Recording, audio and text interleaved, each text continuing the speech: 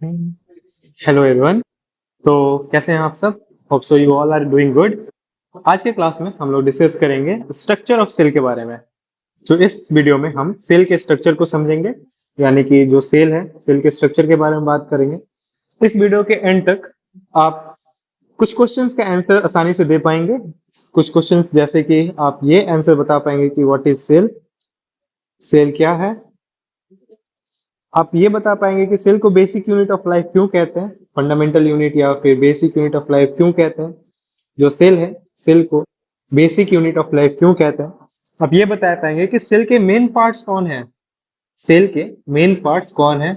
आप ये बता पाएंगे कि प्लांट सेल और एनिमल सेल में क्या बेसिक स्ट्रक्चरल डिफरेंस है, यानी कि जो प्लांट सेल है, प्लांट सेल और एनिमल सेल में बेसिक स्ट्रक्चरल डिफरेंस बता पाएंगे इस क्लास के साथ।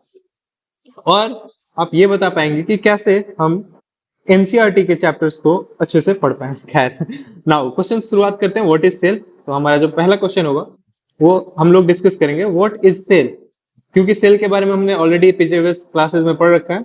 इस क्लास में भी हम डिस्कस करेंगे कि व्हाट इज सेल। तो कोई बता पाएगा what is cell? Just think of it. Cell क्या है? सेल क्या है? What is cell? सेल क्या है? What is cell? What is cell? Cell, अगर मैं कहूं कि आप कंस्ट्रक्शन देखते हो, आप बिल्डिंग्स का बनते हुए, मकान बनते हुए देखते हो, आप मकान बनते हुए देखते हो, कंस्ट्रक्शन देखे हो। कंस्ट्रक्शन में क्या होता है कि जो आप बिल्डिंग बनते हुए देखोगे तो बिल्डिंग हजारों ईंटों से मिलके बनता है। किससे? ब्रिक्स से। बिल्डिंग जो है हजारों ईंटों से मिलके बनता है। और जो हमारा बॉडी है वो भी मिलियंस ऑफ सेल से बना है, मिलियंस ऑफ सेल से बना है। यानी कि हमारी बॉडी भी किससे बनी हुई है? मिलियंस ऑफ सेल से बना हुआ है। तो हम कह सकते हैं कि जिस तरीके से कंस्ट्रक्शन में जो मकान है वो ब्रिक से बना हुआ है, हमारा जो बॉडी है वो सेल से बना हुआ है। यानी कि बॉडी किससे बना हुआ है? सेल से बना हुआ है। इसीलिए हम कह सकते हैं कि जो ब्रिक है वो फंडामेंटल यूनिट है किसका? किसी भी हाउस का, किसी भी हाउस के कंस्ट्रक्शन का जो ब्रिक है ये फंडामेंटल यूनिट है। किसी भी बिल्डिंग के कंस्ट्रक्शन का, किसी भी बिल्डिंग के कंस्ट्रक्शन का, किसी भी बिल्डिंग के कंस्ट्रक्शन का जो फंडामेंटल यूनिट है वो कौन है? आपका ब्रिक्स है। उसी तरीके से हमारे बॉडी का भी कह सकते हैं कि जो फंडामेंटल स्ट्रक्चरल यूनिट है वो क्या है? सेल है। यानी कि हमारी बॉडी किससे मिलकर बनी हुई है? सेल से बना हुआ है। यानी हमारा बॉडी किससे बना हुआ है? हमारा बॉडी सेल से बना हुआ है। ओके, आगे बढ़ते हैं। तो ये स्ट्रक्चरल यूनिट का मतलब क्या है? सबसे पहले हम लोग ये समझते हैं कि ये स्ट्रक्चरल यूनिट का मीनिंग क्या है। क्या है ये स्ट्रक्चरल यूनिट? क्या है ये स्ट्रक्चरल यूनिट? यहां पे आप देख सकते हो कि स्ट्रक्चर ऑफ सेल। तो स्ट्रक्चरल यूनिट क्या है? मतलब कि कह सकते हो कि जो सेल है, जैसे कि जो भी सेल है उस सेल का एक स्ट्रक्चर होगा, एक प्रॉपर क्या होगा? स्ट्रक्चर होगा। यानी कि सेल का बनावट, स्ट्रक्चर, सेल का स्ट्रक्चर यानी बनावट कैसे बना है। जैसे आप खुद को देखते हो तो आप एक प्रॉपर अरेंजमेंट के साथ है, आपकी बॉडी प्रॉपर है।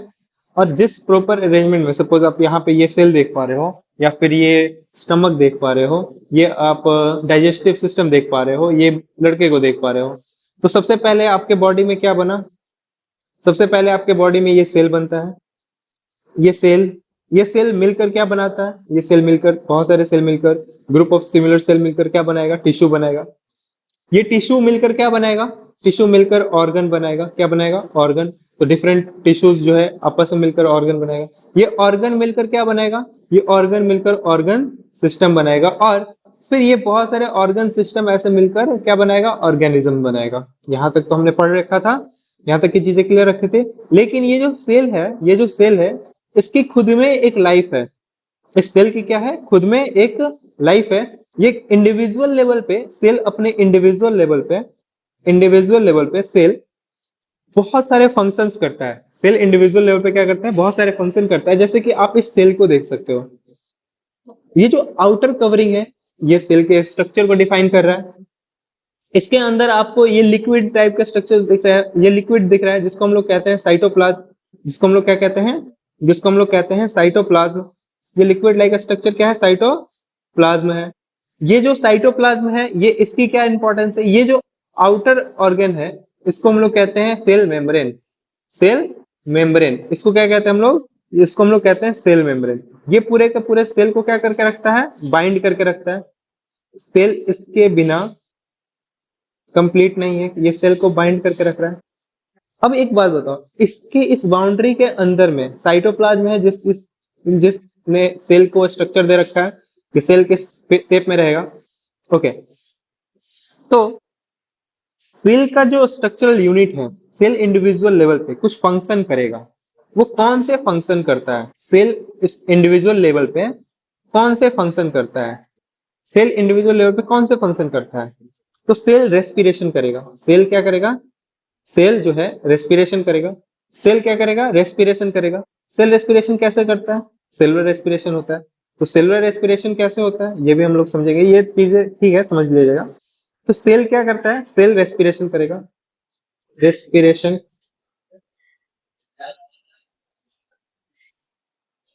सेल जो है रेस्पिरेशन करेगा। न्यूट्रिशन, सेल को न्यूट्रिशन चाहिए या न्यूट्रिशनल फंक्शन करेगा। सेल ग्रो करेगा, ग्रोथ शो करेगा। सेल में रिप्रोडक्शन होगा। सेल में क्या होगा? रिप्रोडक्शन होगा। सेल का सिक्रेशन होगा। सेल क्या करेगा? सिक्रेट करेगा। एक्सक्रीशन होगा, सिक्रेशन एक्सक्रीशन होगा। और सब कुछ सेल के अंदर होगा। ये सारी चीजें कहाँ होगा? ये इनसाइड द सेल होगा। ये कहाँ होगा? इनसाइड सेल होगा। ये जब सेल के अंदर हो रहा है, ये सारे एक्टिविटीज सेल के अंदर हो रहा है, तो क्या आप ये समझ पा रहे हो कि सेल इटसेल्फ ये जो सेल है इटसेल्फ अ फंक्शनल यूनिट, ये एक फंक्शनल यूनिट है। ये सारे फंक्शन कर रहा है, और कौन से फंक्शन कर रहा है? तो यहाँ पे हमने जो नीचे में डिफाइन कर रखा है कि सेल रेस्पिरेशन करता है, सेल के पास न्यूट्रिशन है, सेल ग्रोथ शो करता है, रिप्रोडक्शन करता है और एक्सक्रीशन करता है। ठीक है, इसलिए अगर सेल नहीं होगा तो लाइफ भी पॉसिबल नहीं होगी। इसलिए हम लोग कह सकते हैं कि सेल बिना सेल लाइफ पॉसिबल नहीं होगा। Okay, the second question is why cell are different. तो सेल डिफरेंट क्यों है? सेकेंड क्वेश्चन हमारा है कि सेल डिफरेंट क्यों है। Cell, why cell are different, cell different क्यों है?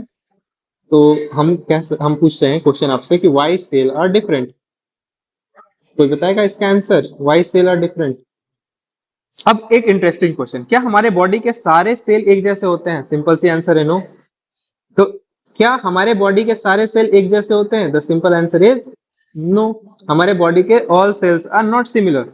सो in our body all cells are not similar. हमारे बॉडी के सारे सेल सिमिलर नहीं है। तो डिफरेंट सेल क्यों है हमारे बॉडी में फिर? क्योंकि ये डिफरेंट सेल्स जो है वो डिफरेंट फंक्शंस और डिफरेंट परफॉर्मेंस को परफॉर्म करते हैं। डिफरेंट सेल जो है डिफरेंट फंक्शन को परफॉर्म करते हैं। यानी कि डिफरेंट सेल होने का एक ही वजह है कि वो डिफरेंट पर्पस के लिए है, परफॉर्म करता है डिफरेंट, परफॉर्म करता है आपका डिफरेंट फंक्शंस। डिफरेंट सेल का अपना डिफरेंट शेप और साइज होगा, डिफरेंट शेप और साइज भी होगा, डिफरेंट शेप होगा और साइज भी होगा। क्योंकि ये डिफरेंट शेप और साइज है, डिफरेंट फंक्शन है, इस वजह से सेल जो है डिफरेंट होता है। यानी कि सारे सेल एक जैसे नहीं होते, डिफरेंट सेल। अब एग्जांपल के तौर पे हम लोग बात करते हैं, एग्जांपल में हम लोग बात करते हैं ब्लड सेल के बारे में। तो रेड ब्लड सेल जो है, red blood cell, nervous cell, क्या दोनों सेम होगा? जो नर्वस सेल है, क्या जो नर्व सेल है वो भी क्या रेड ब्लड सेल जैसा होगा? आंसर इज नहीं भाई साहब। Red blood cell round round होगा। रेड ब्लड सेल कैसा होगा? तो रेड ब्लड सेल जो है राउंड राउंड होगा। एक सेकेंड, तो रेड ब्लड सेल कैसा होगा? राउंड होगा, बाई कनकेव होगा। यानी कि रेड ब्लड सेल जो है राउंड होगा, राउंड होगा, बाई कनकेव होगा, ऐसा कुछ करके। ठीक है, इस तरीके से बाई कनकेव होगा, दोनों साइड से पिच का सा रहेगा। ऑक्सीजन ट्रांसपोर्ट करेगा, इसका फंक्शन क्या है? ऑक्सीजन का ट्रांसपोर्टेशन। नर्वस सेल लंबा होगा ऐसे, इधर आपका इस तरीके से करके नर्वस सेल होगा। तो ये दोनों सेम नहीं है, मसल सेल हमारा एलोंगेटेड होगा, ऐसे करके होगा, कहीं मसल मसल जैसा होगा, मसल सेल्स अपना है। हेयर का रूट आपका हेयर सेल। अच्छा, नर्वस सेल का काम क्या है? नर्वस सेल का काम है आपका मोमेंट का में हेल्प करना, जैसे आप चल रहे हो, दौड़ रहे हो, खा रहे हो, या फिर आपको भूख लग रहा है, इन सारी चीजों में नर्वस सेल आपको इंफॉर्मेशन शेयर करेगा, मैसेज देगा आपके ब्रेन को। मसल सेल उन्हीं एक्टिविटीज को परफॉर्म करने में आपको हेल्प करेगा। तो कंक्लूजन ये है कि जो स्ट्रक्चर है वो डिसाइड करता है फंक्शन का, सिंपल। जो स्ट्रक्चर है, कंक्लूजन क्या है हमारे पास? कंक्लूजन सिंपल सा है कि जो स्ट्रक्चर होगा वो हमारा डिफाइन करेगा कि फंक्शन क्या होगा सेल का।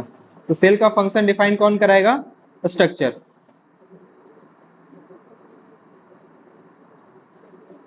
सेल का फंक्शन कौन डिफाइन करेगा? स्ट्रक्चर डिफाइन करेगा। ओके, लेट्स सी, आगे बढ़ते हैं, देखते हैं कि क्या और बातें हम लोग कर सकते हैं इसमें। लाइक हर सेल में तीन पार्ट्स होते हैं, स्ट्रक्चर की बात कर रहे थे ना, अब स्ट्रक्चर में यहाँ पे आते हैं, ठीक है। तो हर सेल के अपने तीन पार्ट होते हैं, ठीक है। सेल के कितने पार्ट होते हैं? तीन पार्ट होते हैं। पहला सेल मेम्ब्रेन, दूसरा स्ट्रक्चर डिफाइन करने की मैं बात कर रहा हूं, पहला सेल मेम्ब्रेन, सेल मेम्ब्रेन होगा, या जिसको हम लोग प्लाज्मा मेम्ब्रेन भी बोलेंगे, सेल मेम्ब्रेन होगा, या फिर प्लाज्मा मेम्ब्रेन भी होगा, प्लाज्मा मेम्ब्रेन भी बोलते हैं, सेल मेम्ब्रेन, प्लाज्मा मेम्ब्रेन जिसको भी बोलते हैं हम लोग।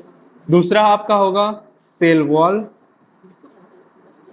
Cell wall. आपका तीसरा जो होगा वो होगा साइटोप्लाज्म। ये बेसिकली आपका स्ट्रक्चर डिसाइन करेगा। सेल मेम्ब्रेन का काम क्या है? सेल मेम्ब्रेन आपको आउटर कवरिंग प्रोवाइड करेगा एनिमल सेल के लिए, सेल को प्रोटेक्ट करेगा, और सेल का ये सेलेक्टिवली परमिएबल मेम्ब्रेन है, यानी कि ये सेलेक्टिव चीजों को ही अंदर जाने देगा। ये क्या करेगा? सेलेक्टिव चीजों को ही क्या करेगा? अंदर जाने देगा। यानी कि सेल मेम्ब्रेन क्या है? सेलेक्टिवली परमिएबल मेम्ब्रेन है। ये शेप भी डिसाइड करेगा। सेल मेम्ब्रेन क्या डिसाइड करेगा? शेप डिसाइड करेगा कि भाई साहब शेप कैसा होगा। और सब्सटेंस के एंट्री को एग्जिट को कंट्रोल करेगा, जो भी सब्सटेंस है उसके अंदर एंट्री एग्जिट को कंट्रोल करेगा कौन? Cell membrane. जिसकी वजह से हम इसको क्या कहते हैं? Selectively permeable membrane. ओके, जैसे एग्जांपल के तौर पर अगर हम बात करें, मान लो आप स्कूल में हो, ठीक है, तो स्कूल गेट के सामने क्या कोई भी आपके स्कूल के अंदर एंट्री कर जाएगा, या फिर स्कूल के जो स्टूडेंट होंगे वही एंट्री करेंगे? The answer is very simple, कि जो स्कूल के स्टूडेंट होंगे वही अलाउड होंगे, बाकी जितने भी लोग होंगे वो बाहर पीआरओ में बैठेंगे, अपना वेट करेंगे। तो इस तरीके से जो सेल मेम्ब्रेन है वो भी आपके सेल के अंदर किसको एंट्री देना है उसके लिए आपका सेल मेम्ब्रेन है, ठीक है। उसके बाद हम लोग बात करेंगे स्ट्रक्चरल में साइटोप्लाज्म के बारे में। साइटोप्लाज्म, साइटोप्लाज्म क्या है? तो साइटोप्लाज्म बेसिकली आपके सेल के अंदर लिक्विड लाइक सब्सटेंस है। साइटोप्लाज्म आपके सेल के अंदर जेली लाइक सब्सटेंस है, और ये सेल ऑर्गेनेल्स के साथ, सारे सेल ऑर्गेनेल्स जो है इस साइटोप्लाज्म के अंदर प्रेजेंट होते हैं। यानी कि मान लो कि जेली लाइक स्ट्रक्चर है साइटोप्लाज्म, जैसे यहाँ पे आप देख पा रहे हो, तो ये जो जेली लाइक स्ट्रक्चर दिख रहा है ना, व्हाइट व्हाइट सा, ये आपका साइटोप्लाज्म है। ये इसमें जो व्हाइट व्हाइट बोल रहा हूँ मैं, मतलब जो लिक्विड लाइक स्ट्रक्चर दिख रहा है, जेली लाइक स्ट्रक्चर दिख रहा है, वो क्या है? आपका साइटोप्लाज्म। इसमें बाकी जो डिफरेंट डिफरेंट कलर्स के स्ट्रक्चर दिख रहे हैं वो आपके सेल ऑर्गेनेल्स हैं। साइटोप्लाज्म में क्या होता है कि यहाँ पे केमिकल रिएक्शन होते हैं, मेटाबॉलिज्म होता है, और सेलुलर एक्टिविटीज को परफॉर्म करता है। यानी कि ये मेटाबॉलिज्म, सेलुलर एक्टिविटीज और रेस्पिरेशन का केमिकल रिएक्शन का काम करता है। यानी कि वर्किंग स्पेस है, मान लो ये ऑफिस है, साइटोप्लाज्म में सारे सेल ऑर्गेनेल्स का क्या है? ऑफिस है, वहीं पे बैठ कर भाई साहब काम करते हैं लोग। उसके बाद न्यूक्लियस है अपना, ये जो बड़ा सा दिख रहा है ये न्यूक्लियस है। ये भी सेल को कंट्रोल सेंटर है, इसके बिना सेल का स्ट्रक्चर एग्जिस्ट नहीं करेगा। सेल के लिए न्यूक्लियस बहुत जरूरी है। हर एक सेल का अपना खुद का क्या होगा? न्यूक्लियस होगा। तो न्यूक्लियस भी आपका बहुत ही ज्यादा इंपॉर्टेंट हो जाता है स्ट्रक्चर में, ठीक है।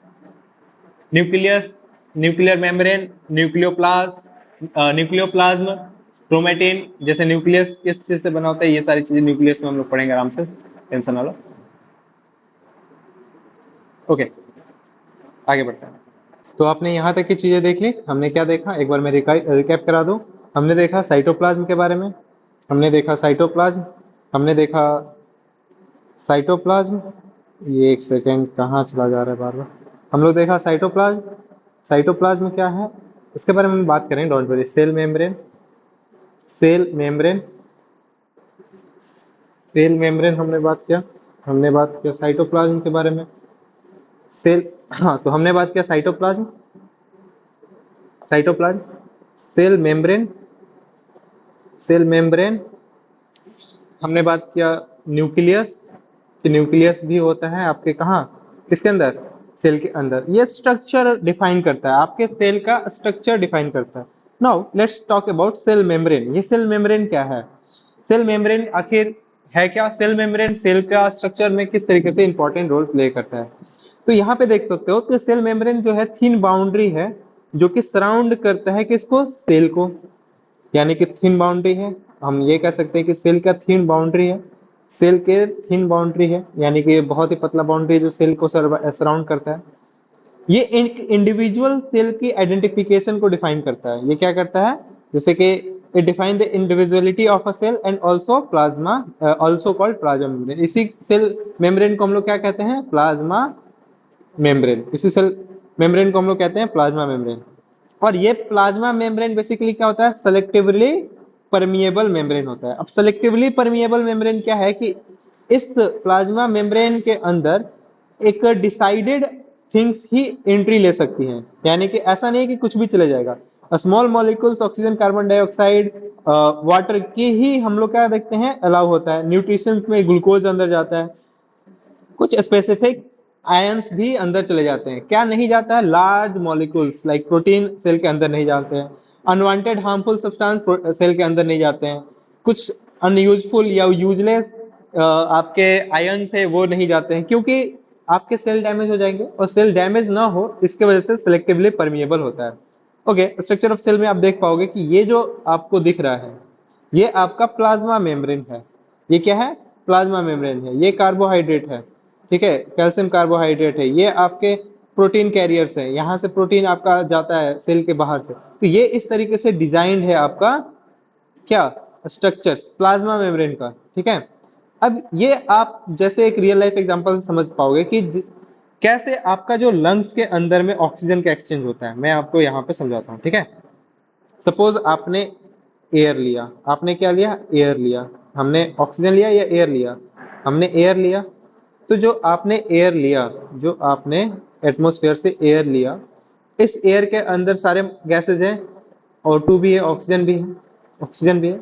तो एक बात बताओ, आपका जो लंग्स के अंदर एल्वियोली है, क्या है, एल्वियोली है। इस एल्वियोली को कैसे पता कि उसको ऑक्सीजन लेना है, या फिर वो एयर को क्यों नहीं ले लेता है, ऑक्सीजन को ही क्यों लेता है। सेकेंड थिंग, आपके एल्वियोली में से कार्बन डाइऑक्साइड CO2 ही बाहर क्यों जाता है, ऑक्सीजन भी क्यों नहीं बाहर चला जाता है। तो ये जो एक्सचेंज ऑफ गैसेज है, एक्सचेंज ऑफ गैसेज है, इस एक्सचेंज ऑफ गैसेज को कंट्रोल किया जा रहा है किसके द्वारा, प्लाज्मा मेम्ब्रेन के द्वारा। अब देखो ये चीज क्या है कि कॉन्सेंट्रेशन पे डिपेंड करता है कि आपका ऑक्सीजन जाएगा, कार्बन डाइऑक्साइड जाएगा, कौन गैस अंदर जाएगा, कौन गैस बाहर जाएगा, ये कंसंट्रेशन से डिफाइन होता है कि गैसियस कंसंट्रेशन कहाँ है। क्योंकि जहां पे हाई कंसंट्रेशन होगा, हाई कंसंट्रेशन से लो कंसंट्रेशन की तरफ गैसेस क्या होंगे, मूव करेंगे। ये हम अभी तुरंत पढ़ेंगे इसको, इस एक्सपेरिमेंट में हम पढ़ेंगे कि किस तरीके से कंसंट्रेशन मैटर करता है। तो ये जो एक्सचेंज है, ये बेसिकली एक्सचेंज जो है, एक्सचेंज ऑफ गैसेज है, ये आपके प्लाज्मा मेम्ब्रेन की वजह से पॉसिबल है। चलो एक छोटा सा एक्सपेरिमेंट करते हैं, ठीक है, और समझते हैं कि किस तरीके से ये एक्सचेंज काम करता है on the basis of concentration, ठीक है। जैसे आप एक काम करो, आपके ये बुक का एक्टिविटी है, एक्टिविटी 2.2, ये देखते हैं हम लोग। आप एक नाइफ से आलू को दो भागों में काटो और दोनों को तौलो। दोनों ऑलमोस्ट सिमिलर वेट में आएंगे, मान लो कि दोनों सिमिलर वेट में है। दोनों को दो ग्लास में डालो, बीकर में डालो। मान लो एक का बीकर नाम ए दिया है और दूसरे को हमने नाम बी दे दिया है। बीकर ए में प्लेन वाटर है, सिंपली प्लेन वाटर मतलब हाई कंसंट्रेशन ऑफ वाटर, या फिर डाइल्यूट। ऑब्वियस सी बात है, पानी ज्यादा है, सॉल्यूट कम है, तो सॉल्यूट इसमें कुछ ही भी नहीं है, तो पानी ज्यादा यानी ये डाइल्यूट है। और बीकर बी में क्या करना है, 20% शुगर मिला देना है या साल्ट मिलाना है, कुछ भी मिला देना है। तो ये कंसंट्रेशन इसका बढ़ जाएगा, जिसमें आपका जो शुगर पार्टिकल है या साल्ट पार्टिकल्स है इसमें ऐड हो जाएंगे। ओके, इसमें शुगर पार्टिकल्स ऐड है। अब कुछ देर के लिए दोनों को डुबाकर छोड़ दो, छोड़ दिया आपने। अब दोनों का वेट मेजर करो, देखोगे कि जो बीकर ए वाला आलू है वो ज्यादा वेट हो गया उसके अंदर, और बीकर बी वाला जो आलू है उसकी वेट कम हो गई कंपैरेटिवली। आप देख पा रहे हो यहां से कि बीकर ए का जो आलू का वेट है वो क्या हो गया, बढ़ गया, और बीकर बी का जो आलू का वेट है वो घट गया। ऐसा क्यों हुआ? ऐसा क्यों हुआ? तो ऐसा इसलिए हुआ क्योंकि आपका जो आलू है, एक सेकंड पेन चेंज कर लेते हैं। हाँ, आपका जो आलू है, इस आलू के अंदर जो वाटर मॉलिक्यूल्स है, जो वाटर मॉलिक्यूल्स है, इसके अंदर जो वाटर मॉलिक्यूल्स है वो सराउंडिंग के कंपैरेटिवली कम होगा, लेस होगा, और सराउंडिंग में मोर होगा। तो क्या होगा, जहां पे वाटर ज्यादा होगा, यहाँ पे वाटर ज्यादा है ना, तो ये वाटर कहाँ चला जाएगा, आलू के अंदर। ये बीकर वन में हुआ। बीकर बी में क्या हुआ, बीकर बी में जो है आपके आलू के अंदर मोर हो गया वाटर, क्योंकि आपने यहाँ सॉल्यूशन रखा है शुगर का पानी के साथ, तो कंसंट्रेशन ऑफ वाटर यहाँ पे बाहर में लेस हुआ, जिसकी वजह से आपके आलू से पानी निकल के बाहर आ गया, आलू से पानी निकल के कहाँ आ गया, बाहर आ गया। इसी वजह से इसका वाटर क्या हुआ, बाहर चला गया, और ये जो है वेट में लॉस हो गया, वेट लॉस कर गया। ठीक है, तो इस तरीके से ये कंसंट्रेशन पे डिपेंड किया कि जिधर हाई कंसंट्रेशन है वहां से वाटर ट्रेवल किया, वहां से वाटर ट्रेवल किया, और लो कंसंट्रेशन की तरफ में वाटर जाके आपका स्टेट हो गया, या फिर लो कंसंट्रेशन में वाटर आपका चला गया। क्लियर हो रही है मेरी बात? जैसे आप यहाँ पे देख पा रहे होंगे कि जो बीकर ए में प्लेन वाटर हमने रखा था, बीकर बी में हमने शुगर वाटर रखा था, जिसकी वजह से बीकर ए में पानी जो है वाटर सॉल्यूशन जो पानी जो है ये पोटैटो ने स्वेल किया और पोटैटो फूल गया। यहाँ पे पानी पोटैटो ने रिलीज किया और पोटैटो श्रिंक कर गया, पचक गया। और ये जो एक्सचेंज ऑफ वाटर है इसी को हम लोग क्या कहते हैं, ऑस्मोसिस कहते हैं। ये एक्सचेंज ऑफ वाटर को क्या कहते हैं हम लोग, एक्सचेंज ऑफ वाटर को कहते हैं हम लोग, एक्सचेंज ऑफ वाटर को हम लोग कहते हैं osmosis. Osmosis, exchange of water को हम लोग क्या कहेंगे, ऑस्मोसिस कहेंगे। क्लियर है? अच्छा, डिफ्यूजन और ऑस्मोसिस में क्या डिफरेंस है ये भी हम लोग समझ लेते हैं। ठीक है, डिफ्यूजन और ऑस्मोसिस में क्या डिफरेंस है ये भी समझ लेते हैं। डिफ्यूजन में नेट पार्टिकल्स का जब हम लोग हायर कंसंट्रेशन से लोअर कंसंट्रेशन में ट्रेवल देखते हैं, मूवमेंट देखते हैं, तो उसको डिफ्यूजन कहते हैं। इसमें नेट पार्टिकल्स नहीं होते बल्कि वाटर, ऑस्मोसिस में वाटर, डिफ्यूजन में नेट पार्टिकल्स। ठीक है, ये बिना मेम्ब्रेन का भी होता है, यानी डिफ्यूजन बिना मेम्ब्रेन का भी होता है, कोई दिक्कत नहीं है, लेकिन ऑस्मोसिस मेम्ब्रेन के साथ ही होता है, वो भी सिलेक्टिवली परमिएबल मेम्ब्रेन के थ्रू ही होता है। जैसे डिफ्यूजन में आपका फ्रेग्रेंस, एयर में जो आप फ्रेग्रेंस स्प्रेड कर रहे हो, जैसे मान लो कहीं पे अगरबत्ती जल रहा है और आपको उसका सुगंध आ रहा है, तो वो सुगंध आना ये एक प्रकार से डिफ्यूजन है। लेकिन वाटर मूवमेंट इन पोटैटो, यहाँ पे जो हमने पोटैटो के अंदर वाटर का मूवमेंट देखा, ये क्या है, आपका ऑस्मोसिस है। ठीक है, क्लियर है? तो ये चीजें हैं, आप ऑस्मोसिस को समझ सकते हो कि डाइल्यूट सॉल्यूशन, कंसंट्रेटेड सॉल्यूशन, तो डाइल्यूट सॉल्यूशन से कंसंट्रेटेड सॉल्यूशन की तरफ क्या जाएगा, आपका आपका वाटर जाएगा। यहां तक की चीजें क्लियर है? यहां तक की चीजें क्लियर है? ओके, हम लोग और समझते हैं कि इसमें क्या क्या है चीजें। ठीक है, एग्जाम्पल के तौर पे, एग्जाम्पल के तौर पे हम बात करते हैं कि ऑस्मोसिस और कहां कहां देखने को मिलता है। ऑस्मोसिस आपको देखने को मिलता है प्लांट के रूट में। प्लांट के रूट में आप देखते हो कि किस तरीके से वाटर जो है ऑब्जर्व किया जाता है प्लांट के द्वारा, और प्लांट पूरी तरीके से ऊपर तक वाटर पहुंचा देता है। ये भी एक प्रकार से ऑस्मोसिस के वजह से होता है। आपने घर में चने को फुलाते हुए देखा है, चना को फुलाते हुए देखा है, आपने चना को फुलाया है, पानी के अंदर चना डाल देते हो तो क्या होता है, चना फूल जाता है। लेकिन अगर उसी को साल्ट के अंदर चना डालोगे, तो साल्ट वाटर के अंदर चना डालोगे तो हो सकता है कि चना फूले ना, हो सकता है चना नहीं फूले। तो ये सारी चीजें आपको ऑस्मोसिस के एग्जांपल्स में देखने को मिलता है। अच्छा, ऑस्मोसिस यानी कि जो भी एक्सचेंज ऑफ थिंग्स होगा वो सॉल्यूशन पे डिपेंडेंट है। तो different solution have a different, कह सकते हैं कि जो डिफरेंट सॉल्यूशन है, डिफरेंट सॉल्यूशन है, डिफरेंट सॉल्यूशन है, उन डिफरेंट सॉल्यूशन के पास डिफरेंट क्या है, अपना ऑस्मोसिस, या फिर कहा जाए तो डिफरेंट मोमेंट है। कहीं पे जो है प्लाज्मा मेम्ब्रेन के कहीं पे चीजें अंदर जाएंगी सेल के, कहीं पे सेल से बाहर आएंगे, और कहीं पे इक्वल रहेंगे, ना अंदर जाएंगे ना बाहर आएंगे। तो इसी प्रकार के तीन सॉल्यूशन होते हैं। इस प्रकार से हमें कितने सॉल्यूशन देखने को मिलते हैं?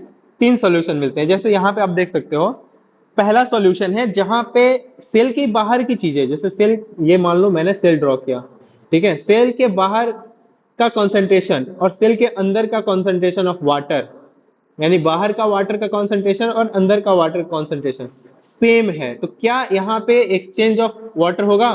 तो आंसर इज नहीं। तो उस सॉल्यूशन को हम लोग आइसोटोनिक सॉल्यूशन कहेंगे। क्या कहेंगे?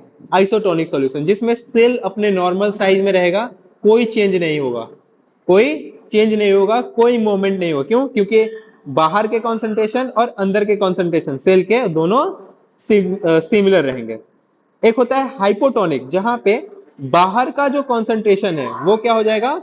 ज्यादा हो जाएगा। बाहर का कॉन्सेंट्रेशन, सॉरी, बाहर में जो वाटर होंगे वो ज्यादा होगा और अंदर में सेल का वाटर कम होगा, यानी कि बाहर में सॉल्यूट पार्टिकल्स क्या हो जाएंगे? कम हो जाएंगे। तो पानी जहां ज्यादा है ना, हाई कॉन्सेंट्रेशन ऑफ वाटर, यहाँ पे हम मान लो हाई कॉन्सेंट्रेशन ऑफ वाटर हो गया और अंदर में लो कॉन्सेंट्रेशन, तो हाई कॉन्सेंट्रेशन से लो कॉन्सेंट्रेशन यानी सेल फूल जाएगा। तो यहाँ पे सेल की साइज क्या हो जाएगी?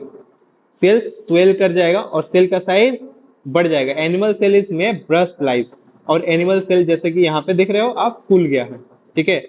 और प्लांट सेल जो है टर्जिड हो जाएगा। ये तो अपना शेप चेंज नहीं करेगा, लेकिन ये पूरे अंदर से फूल जाएगा, ठीक है।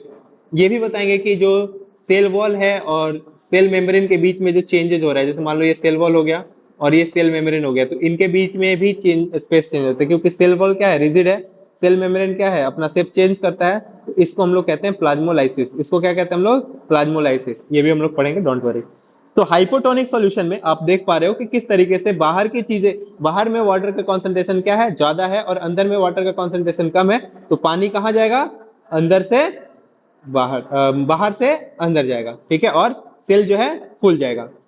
अब हाइपरटोनिक, हाइपरटोनिक में जो बाहर का कॉन्सेंट्रेशन है वाटर का वो कम होगा और अंदर के कॉन्सेंट्रेशन ऑफ वाटर क्या हो जाएंगे? ज्यादा हो जाएगा, जिसकी वजह से वाटर जो है सेल जो है बाहर भेज देगा, जिसकी वजह से सेल जो है श्रिंक कर जाएगा और एनिमल सेल जो है कंट्रैक्ट कर जाएगा, सिनरेट हो जाएगा, यानी कि एकदम सिकुड़ जाएगा, ठीक है। और एनिमल सेल अपना शेप तो चेंज नहीं करेगा, लेकिन उसके अंदर गैप बहुत ज्यादा हो जाएगा, और इसी चीज को हम लोग क्या कहते हैं? प्लाज्मोलाइसिस कहते हैं। इसी फॉर्मेशन को, इसी चेंज ऑफ शेप को क्या कहते हैं हम लोग? प्लाज्मोलाइसिस। तो ये आप याद रखना। हाइपोटोनिक, सेल क्या हो जाएगा? स्वेल कर जाएगा। आइसोटोनिक, सेल में कोई चेंज नहीं आएगा। और हाइपरटोनिक, हाइपरटोनिक में सेल श्रिंक कर जाएगा, ठीक है, ये ध्यान रखना है। ओके, आगे बढ़ते हैं। तो यहाँ पे देख पा रहे हो कि हाइपोटोनिक में क्या हो रहा है? हाइपोटोनिक सॉल्यूशन में सेल नॉर्मल से पहले फूल जा रहा है, आइसोटोनिक में सेल दोनों बराबर रह रहा है, और हाइपरटोनिक में सेल जो है वाटर लूज कर दे रहा है, तो ये श्रिंक हो जा रहा है, चिपक पिचक जा रहा है। और इस तरीके से हमारा सॉल्यूशन जो है, सॉल्यूशन की वजह से सेल के में चेंजेस होते हैं, और ये स्ट्रक्चरल चेंजेस हैं। ये कैसे चेंजेस आ रहे हैं? स्ट्रक्चरल चेंजेस आ रहे हैं। अब ये फ्लूइड मोजाइक मॉडल है सेल का, जिसमें ये बताया जा रहा है कि किस तरीके से सेल के मूवमेंट जो है कंट्रोल होते हैं, ठीक है। आप इसको पढ़ लेना, इसमें कुछ ज्यादा खास है नहीं। ओके, आगे बढ़ते हैं। अब हम लोग समझते हैं कि प्लांट सेल और एनिमल सेल में डिफरेंस क्या है। आज हम लोग प्लांट सेल और एनिमल सेल का डिफरेंस पढ़ेंगे, और फिर चलो एक एक्टिविटी परफॉर्म करते हैं, ठीक है। आगे बढ़ते हैं और एक एक्टिविटी करते हैं। आप एक काम करना, ऑनियन पील लेना, ठीक है, ऑनियन पील लेना, और उस ऑनियन पील को कवर से सेफ्रेन में भिगोना और उसके ऊपर कवर रखना, ठीक है।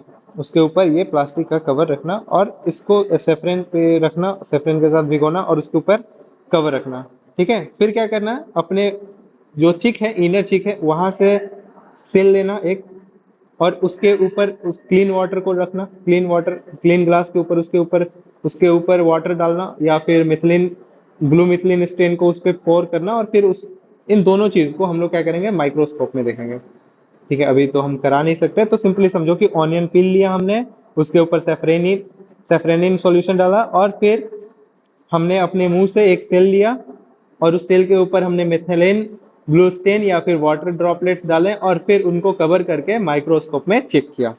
हमने क्या देखा?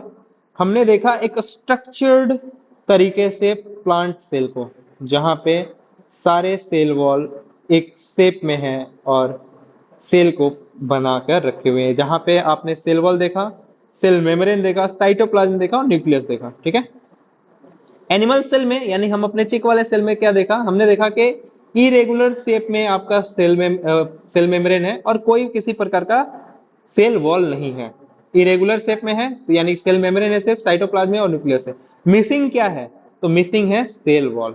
तो डिफरेंस बिटवीन एनिमल सेल और प्लांट सेल में हम देख पा रहे हैं कि मिसिंग क्या है, सेल वॉल मिस कर रहा है। ठीक है, सेल वॉल क्या कर रहा है, मिस कर रहा है। चलिए देखते हैं फिर। तो हमने ये देखा कि जो ओनियन पील है उसके पास सिर्फ जो ओनियन पील है उसके पास रेगुलर शेप में है और ह्यूमन चिक वाले में इरेगुलर शेप में है। क्लियर है। अब दोनों को क्या करो, दोनों को सॉल्यूशन में डालकर देखो, 20% वाटर सॉल्यूशन में। तो ये आप ऑब्जर्व करोगे कि जो एनिमल सेल है वो श्रिंक कर जाएगा, वो चिपक जाएगा, पचक जाएगा। लेकिन जो प्लांट सेल है उसके जो इनर सेल मेम्ब्रेन है वही सिर्फ अपना शेप चेंज करेगा, जो आउटर मेम्ब्रेन है वो शेप चेंज नहीं करेगा। यानी कि अगर इस तरीके से, तो इनर मेम्ब्रेन अपना शेप को क्या कर देगा, चेंज कर देगा। तो ये जो गैप बचा ना शेप चेंज होने की वजह से, ये किस में होगा, ये हाइपरटोनिक में होगा, हाइपर ओके हाइपरटोनिक में होगा और ये हाइपरटोनिक में होगा। तो इस प्रोसेस को हम लोग कहते हैं प्लाज्मोलाइसिस। प्लाज्मोलाइसिस, इस प्रोसेस को क्या कहते हैं हम लोग, प्लाज्मोलाइसिस। इसी प्रोसेस को प्लाज्मोलाइसिस कहते हैं। ठीक है, इसको हम लोग प्लाज्मोलाइसिस कहते हैं। तो ये जो सेल वॉल है, ये जो सेल वॉल आप जिसको देख पा रहे हो, इस सेल वॉल में आपको ये चीजें देखने को मिलेगा कि ये चीजों को रिजिड रखता है। ये एनिमल सेल को क्या रखता है, रिजिड रखता है।